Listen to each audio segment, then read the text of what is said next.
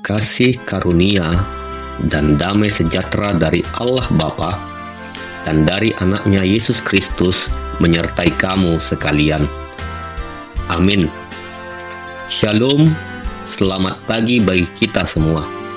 Kiranya kita semua dalam keadaan sehat dan penuh sukacita. Mari kita mendengarkan firman Tuhan yang menjadi renungan harian pada hari ini, Kamis 12 Februari 2026, sesuai dengan Almanak HKBP yang tertulis di Efesus pasal yang pertama, ayat yang keempat hingga ayat yang kelima.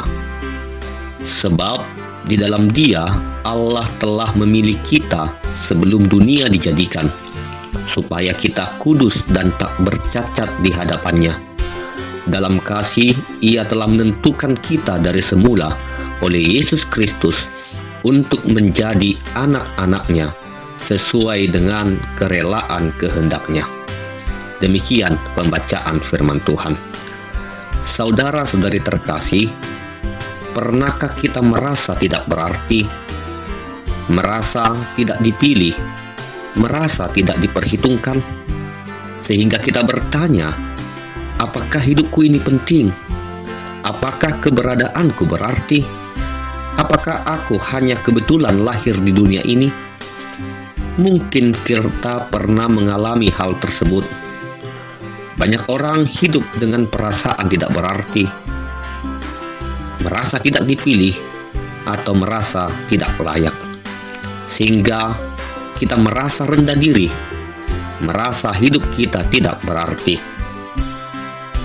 Karena memang di dunia ini, yang dipilih adalah yang hebat, yang diperhitungkan adalah yang berhasil, yang dihargai dan dihormati adalah yang kuat. Tetapi hari ini firman Tuhan berkata dengan jelas, sebelum dunia ada, Allah sudah memilih kita. Ketika sejarah belum dimulai, Allah sudah menulis namamu di dalam rencananya. Artinya, hidup kita bukan kebetulan.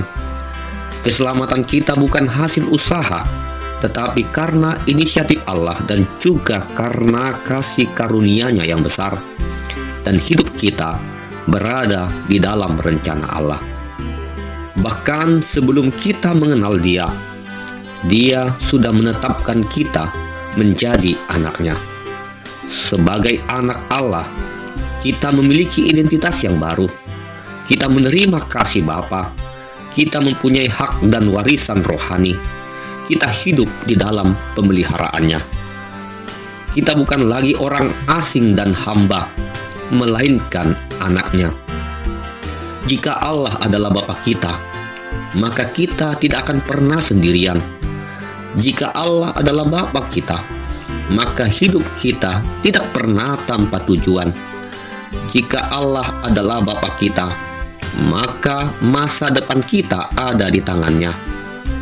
Mungkin dunia pernah menolakmu, mungkin manusia pernah merendahkanmu, mungkin masa lalu pernah menghancurkanmu.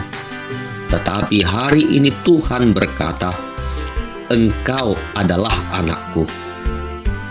Akan tetapi kita perlu mengingat juga, kalau tujuan Allah memilih kita sebelum dunia dijadikan dan menetapkan kita menjadi anak-Nya adalah supaya kita kudus dan tak bercacat di hadapan-Nya.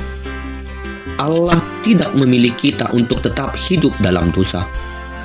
Allah tidak memilih kita untuk tetap hidup dalam kegelapan. Allah tidak memilih kita untuk tetap hidup dalam kebiasaan yang lama. Tetapi Allah memilih kita untuk diubahkan.